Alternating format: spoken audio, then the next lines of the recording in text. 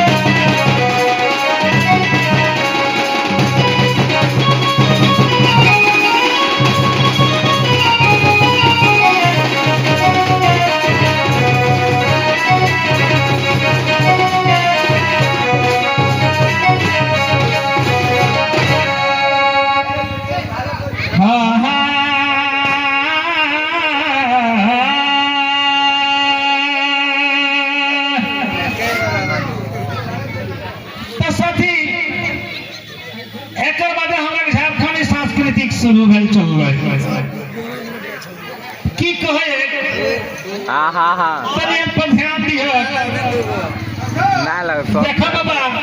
सब लड़का कुछ थोथी हवाई सब लड़का तबे सुने पोथी আর থথি না ভালো পথি কেউ শুনায় না গোটে রাতটা যদি রামায়ণটা ই আর ও কইনে চললে তো বুঝে নাই পারবা আর ওকর আগে যদি দুই চারটি কোন বচকি কে যায় তো তাহলে বুঝে পারবা কি हां जीवन गीती कमे लगे तो सेटा लेके हमें माँ काली वंदना कोई चुकलिया एकर बादे हमें असर वंदना करे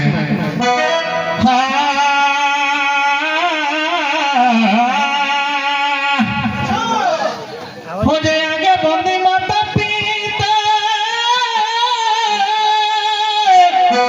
अरे बंदे जो देख देवता आज बंदी हमें दस के चरण आज काली पूजा कई पलक झुमर के